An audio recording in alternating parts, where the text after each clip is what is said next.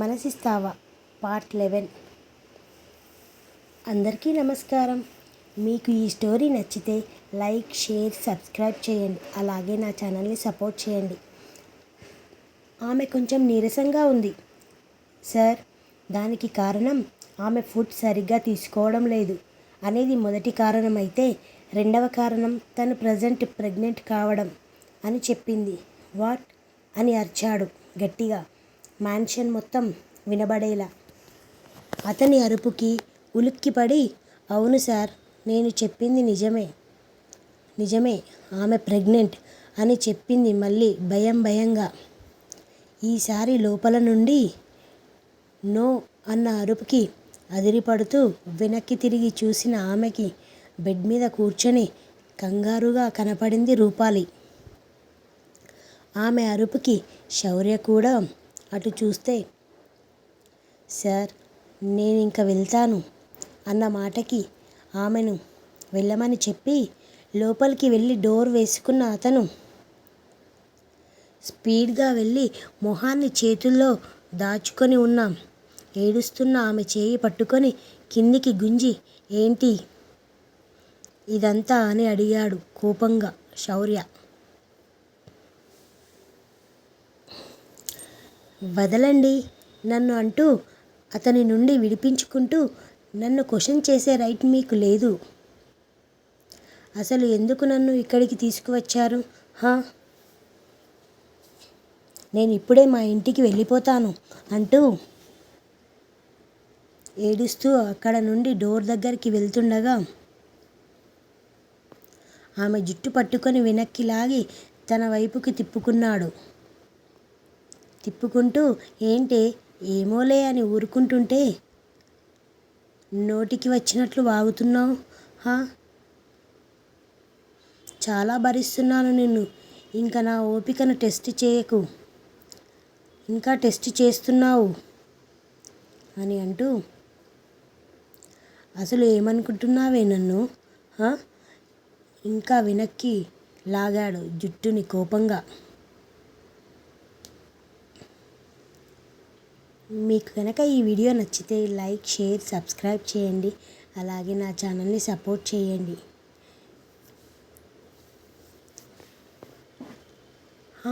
నొప్పిగా ఉంది, వదలండి నన్ను అంటూ ఏడుస్తున్న ఆమె మొహం పెట్టి చూస్తూ, ఎందుకు వచ్చింది నీకు ఈ ప్రెగ్నెన్సీ అని అడిగాడు దవడలు బిగబట్టి.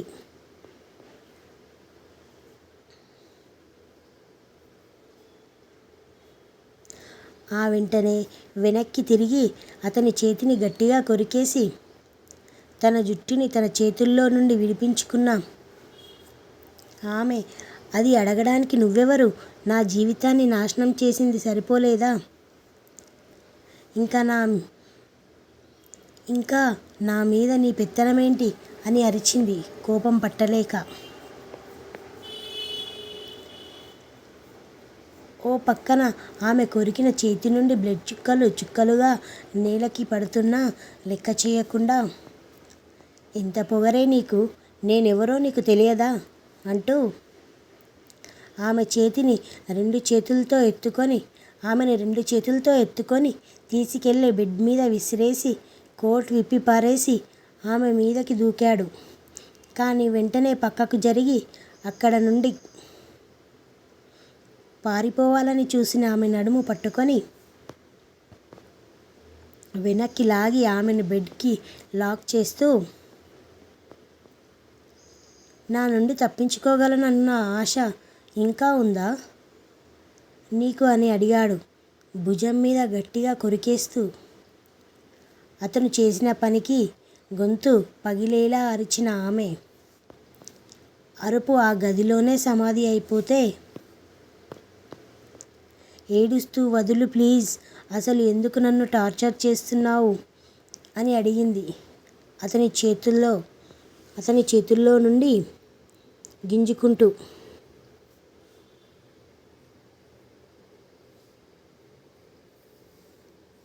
ఎందుకు వచ్చిందే నీకు ఈ ప్రెగ్నెన్సీ?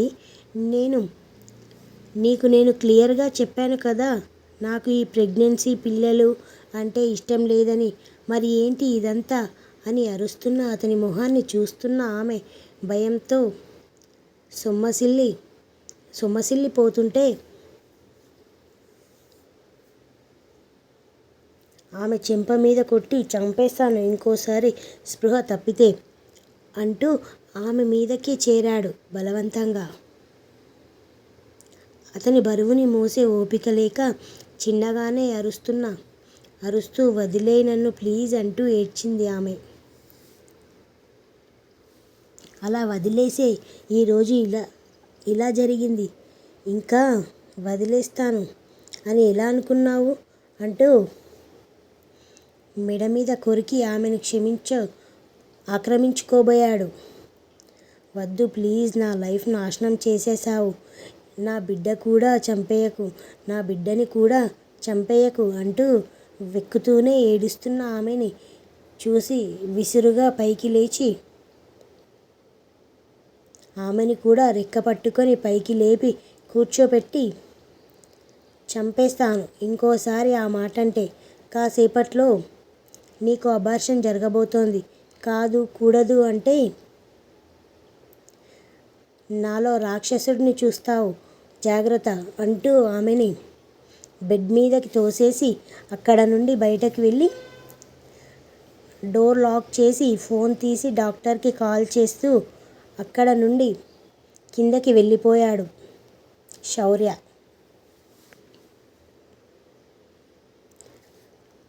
కాళ్ళ మధ్యలో తల పెట్టుకొని ఎందుకు నా లైఫ్ ఇలా అయిపోయింది అంటూ ఏడుస్తూ ఉండిపోయింది రూపాలి.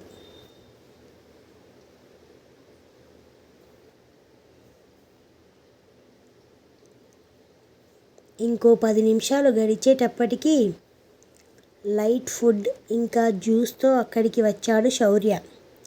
ఆలోచనల్లో ఉన్న ఆమె డోర్ ఓపెన్ అయిన సౌండ్కి ఉలిక్కిపడి చూసింది. బాగా ఏడవడం వల్ల ఎర్రబడి వాచిపోయిన కళ్ళు, వెక్కిళ్ళకి ఎగిసిపడుతున్న ఎద పొంగులను చూసి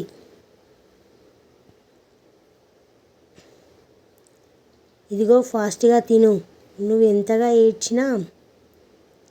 ఏడ్చి మొత్తుకున్నా కూడా నేను అనుకున్నది మాత్రమే జరుగుతుంది, అంతకు మించి ఆశలు పెట్టుకోకు.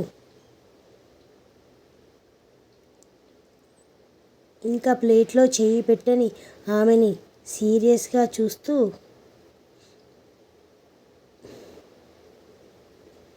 తిను అని గదిమాడు కోపంగా. అతని అరుపుకి ఉలిక్కిపడి ఏడుస్తూనే ప్లేట్ చేతిలోకి తీసుకొని శౌర్య వైపు చూస్తూనే కొంచెం కొంచెం తింటూ ఉండగా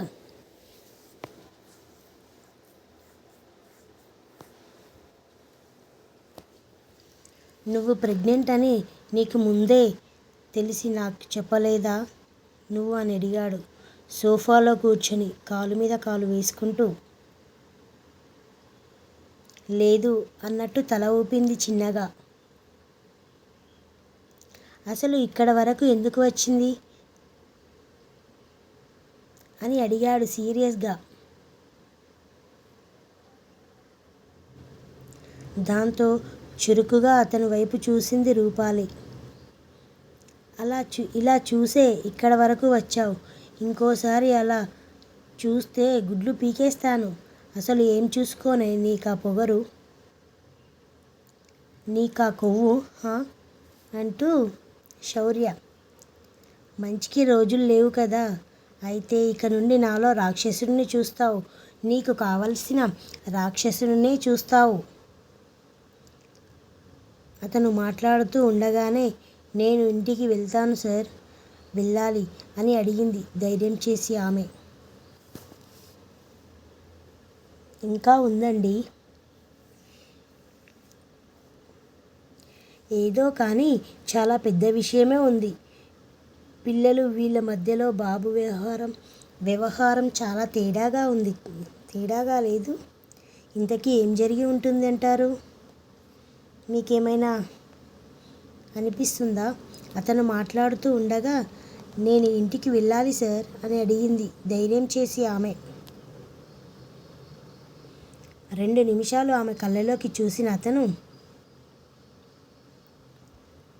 కోపాన్ని కంట్రోల్ చేసుకుంటూ, ఇక ఇక్కడ నుండి నువ్వు అడుగు కూడా బయట పెట్టలేవు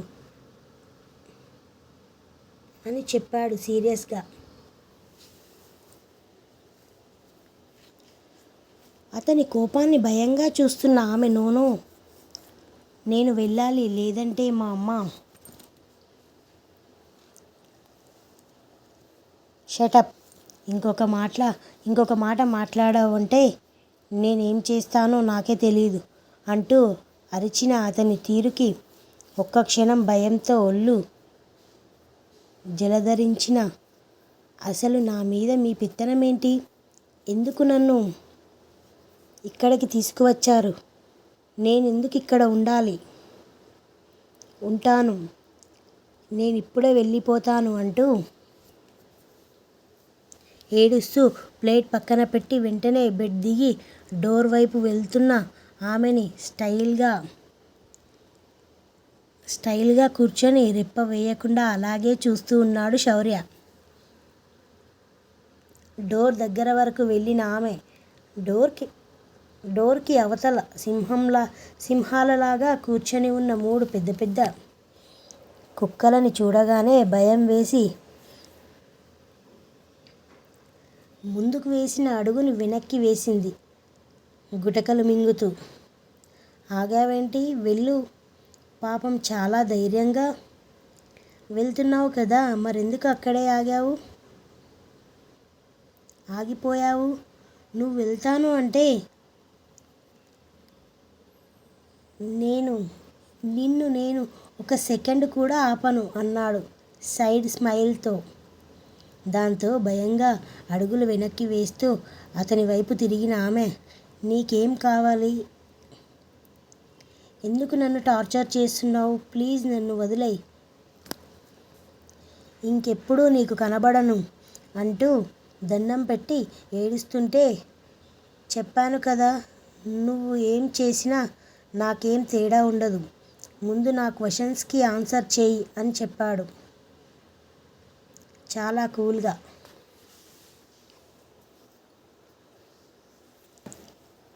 తను గుండె పగలేలా ఏడుస్తున్నా కూడా కొంచెం కూడా చలనం లేనట్టు కూల్గా ఉన్న అతన్ని విచిత్రంగా చూస్తూ, అసలు నీకేం కావాలి అని అడిగింది నిస్సహాయంగా. నీకు ఈ ప్రెగ్నెన్సీ ఎలా వచ్చింది? సూటిగా చూస్తూ అడిగాడు శౌర్య.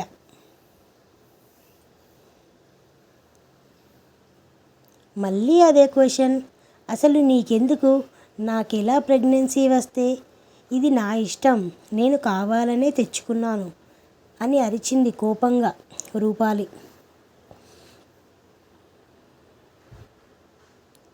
ఆ నెక్స్ట్ సెకండ్ విసురుగా వచ్చి ఆమె జుట్టు పట్టుకొని, ప్రాణాలు తీస్తాను అలా మాట్లాడితే అన్నాడు కోపంగా చూస్తూ.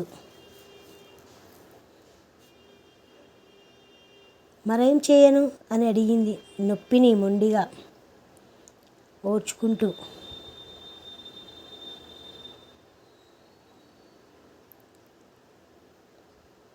నీకు నేను చెప్పనా? లేదా నాకు ఇలాంటివి ఇష్టం ఉండవు అని అంటూ ఇంకొంచెం వెనక్కి లాగాడు కోపంగా.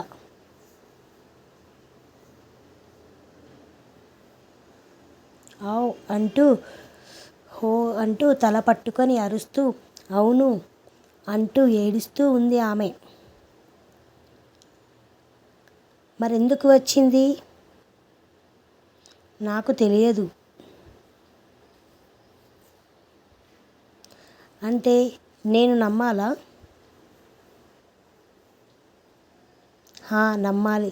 ఎందుకంటే పెళ్ళి కాకుండా మంచి కుటుంబంలో పుట్టిన ఏ ఆడపిల్ల కూడా కడుపు తెచ్చుకోవాలి అనుకోదు అని చెప్పింది ఏడుస్తూనే. దాంతో తన జుట్టును వదిలి, అంటే నువ్వు మంచి కుటుంబంలో పుట్టలేదా అని అడిగాడు వెటకారంగా. కోపంగా అతని వైపు చూసింది రూపాలి. నీ చూపుకి నేను భయపడతాను అనుకోకు.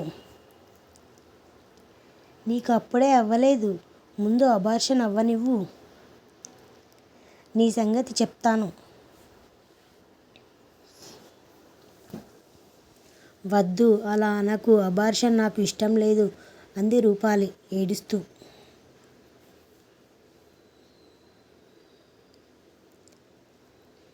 ఇప్పుడే ఇది నువ్వు కావాలి అనుకుని తెచ్చుకున్న కడుపు కాదు అన్నావు కదా, మరి తీసేయడానికేంటి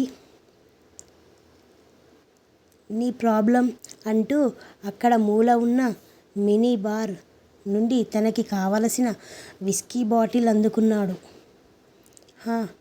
కానీ ఎలా వచ్చినా కూడా నా కడుపులో పెరుగుతున్న బిడ్డని చంపుకోవడం నాకు ఇష్టం లేదు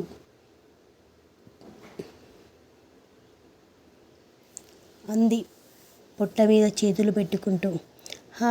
నీ దగ్గర చాలా పెద్ద మనసు ఉంది అన్నమాట అంటూ బాటిల్తోనే తాగుతూ, కానీ నాకు అంత పెద్ద మనసు లేదు. అసలు నా బిడ్డతో నీకు సమస్య ఎందుకు వస్తుంది? నాకు నీకు ఏంటి సంబంధం అని అడిగింది బాధగా ఆమె. అదే అండి రూపాలి. తాగుతూనే మూలంగా ఆమె వైపు చూస్తూ, బాటిల్ మొత్తం కంప్లీట్ చేసిన అతను దానిని పక్కన పడేసి వచ్చి పక్కన ఉన్న జ్యూస్ గ్లాస్ పట్టుకొని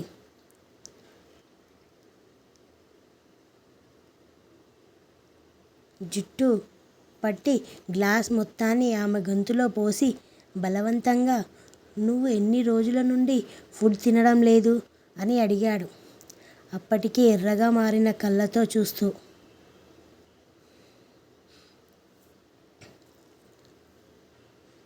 అతను వదిలేసిన స్పీడ్కి కింద పడకుండా నిలదొక్కుంటూ మూతి తుడుచుకొని, అదంతా నీకెందుకు అని అడిగింది కోపంగా. ఆ వెంటనే ఆమె చెంప పగలకొట్టిన అతను, ఇంకోసారి నా ఎదురుగా గొంతు పెంచి మాట్లాడితే చంపేస్తాను. నువ్వేమైనా దేవతవి అనుకుంటున్నావా? అన్నం తినకుండా త్యాగాలు చేయడానికి అని అరిచాడు చెంప మీద చేయి వేసుకొని. ఎందుకు నేనంటే నీకు అంత కోపం అని అడిగింది బాధగా. వెంటనే ఆమె నడుముని గట్టిగా పట్టుకొని దగ్గరికి లాక్కుంటూ ఆమె కళ్ళలో కళ్ళు పెట్టి చూస్తూ, ఎందుకో నీకు తెలియదా అని అడిగాడు కోపంగా. అతని కళ్ళలో తన మీద కనపడుతున్న అసహ్యానికి ఇంకేం మాట్లాడలేక, నాకు తెలియకుండానే తప్పు జరిగిపోయింది, కానీ కావాలని నేను అలా చేయలేదు అంది ఏడుస్తూ. హహహ, తర్వాత అందరూ ఇదే చెప్తారు, కానీ ఇంకొక విషయం చెప్పనా? నువ్వు ఇలా ఏడుస్తుంటే నాకు చాలా హ్యాపీగా ఉంది తెలుసా అంటూ సైడ్ స్మైల్తో ఆమె కన్నీటిని తన చూపుడు వేలుతో తుడుస్తూ చెప్పాడు శౌర్య. ఇంకేం మాట్లాడలేక తలదించుకున్న ఆమెను చూస్తూ, ఆహా ఏం నటిస్తున్నావే అంటూ ఆమె గడ్డం కింద చేయి పెట్టి తల పైకి ఎత్తాడు.